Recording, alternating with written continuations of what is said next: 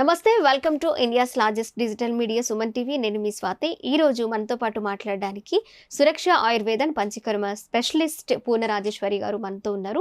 మరి diabetes patients ఏ ఆహారం తీసుకోవాలి అనే విషయం మీద ఈరోజు మనతో మాట్లాడబోతూ ఉన్నారు.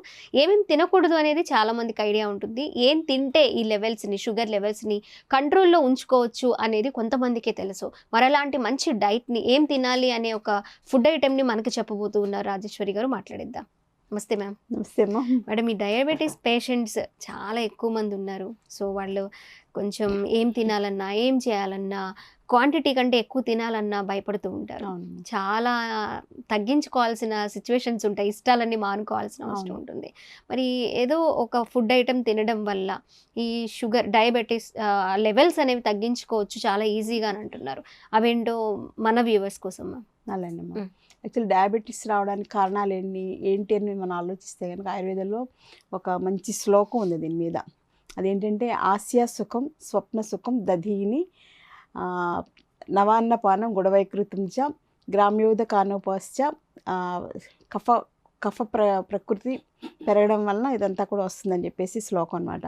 కఫం పెరగడం వలన శరీరంలో మెయిన్గా ఇది కఫం అంటే అది మామూలు కఫం ఆరోగ్యానికి, ఇమ్యూనిటీకి చాలా మంచిది. కానీ ఈ కఫం ఏంటంటే ఎక్కువగా పెరిగిపోద్ది అనమాట. వ్యాస్ట్గా మనకి ఎలా అయితే వాటర్ డ్రైనేజ్లో ఎక్కువ మురుగునీరు కలెక్ట్ అయిపోతుంది, అలాంటి కఫం అనమాట. అంటే లింఫాటిక్ ఫ్లూయిడ్ ఎక్కువగా పెరిగిపోవడం అనేది మెయిన్గా ప్రమేహానికి కారణం.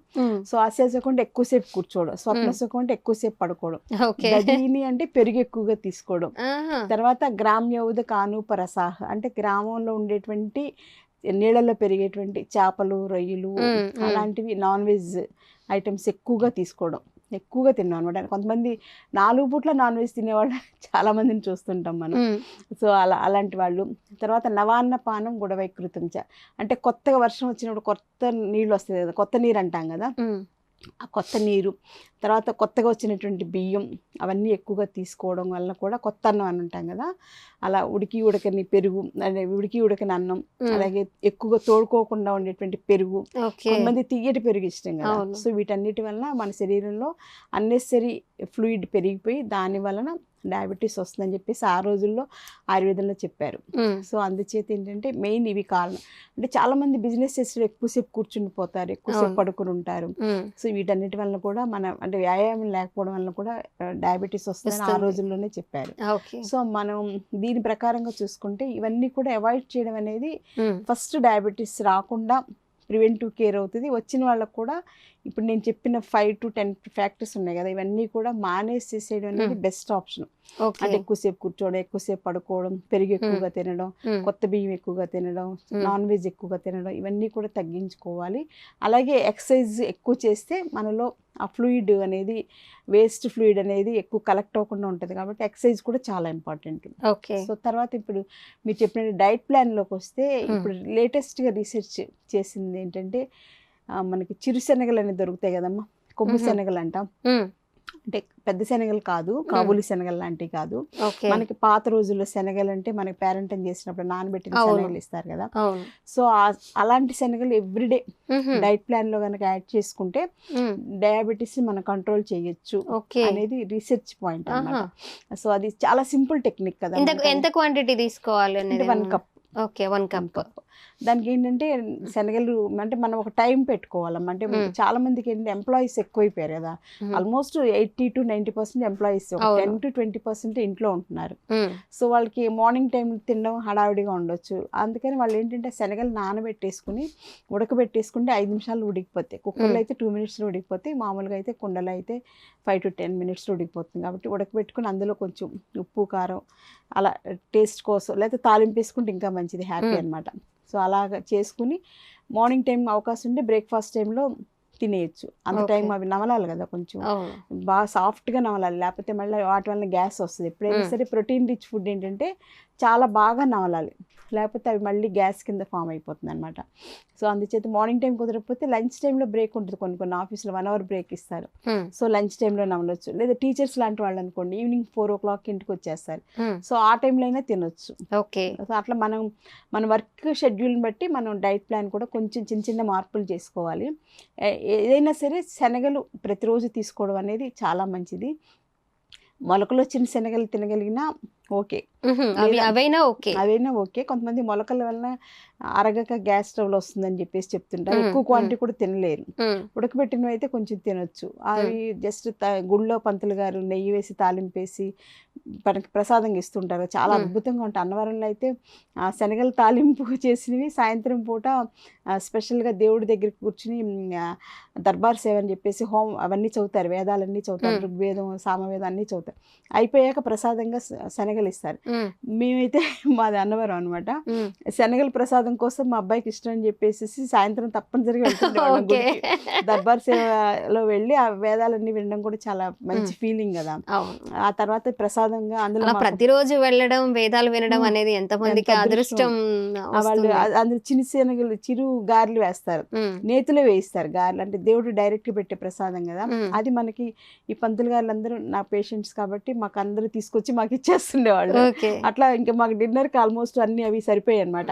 అంటే అది అసలు ప్రసాదం అనేది చాలా మంచి ఫీలింగ్. అప్పుడు తెలియకుండానే మనం అన్ని శనగలు తిన్నాం అనమాట. సో అలాగే మనం తాలింపు నేతితో తాలింపు పెట్టుకుని తిన్నా మంచిదే. లేదంటే అందులో కొంచెం ఉల్లిపాయలు మనం చాట్ చేస్తుంటారు కదా బయట, టమాటా పీసెస్ ఇవన్నీ వేసేసి చక్కగా వాటిని క్రష్ చేసేసుకునైనా తినచ్చు. లేదు చపాతీల్లో కూర కూడా చేసుకోవచ్చు.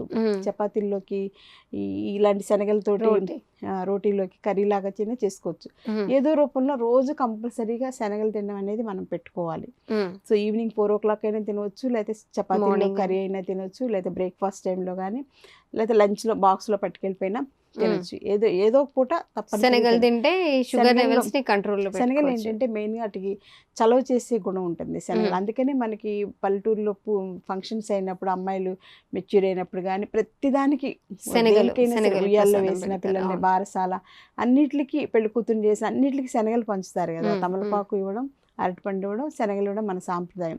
సో మన వాళ్ళు అంత ఆలోచించి అందులో ఉండేటువంటి ఫైటోకెమికల్స్, అందులో ఉండేటువంటి ఫైబర్ కూడా మనకి డయాబెటీస్ రాకుండా ఉంటుంది. స్త్రీలకి ఏంటంటే జనరల్గా ఒంట్లో వేడి అనేది ఎక్కువ ఉంటుంది అనమాట. తెలియని వేడి గుణం ఉంటుంది. అది తగ్గించి హార్మోనల్ ఇంబ్యాలెన్స్ని కరెక్ట్ చేయడం కోసం ఈ శనగలు అనేది ఇవ్వడం మన సాంప్రదాయంలో ఉంది. సో దాన్ని మనం ఇప్పుడు లేటెస్ట్గా రీసెర్చ్ చేసి అది డయాబెటీస్కి అద్భుతంగా పనిచేస్తుందని చెప్పేసి కనుక్కున్నారనమాట. సో అందుచేత మన పెద్దవాళ్ళు చేసే సాంప్రదాయాలన్నింటిలో మంచి ఆరోగ్య సూత్రాలు ఉంటాయి. అది ఏంటనేది మనకి తెలియకపోయినా అది పాటించడం అనేది చాలా ఉపయోగం అనమాట.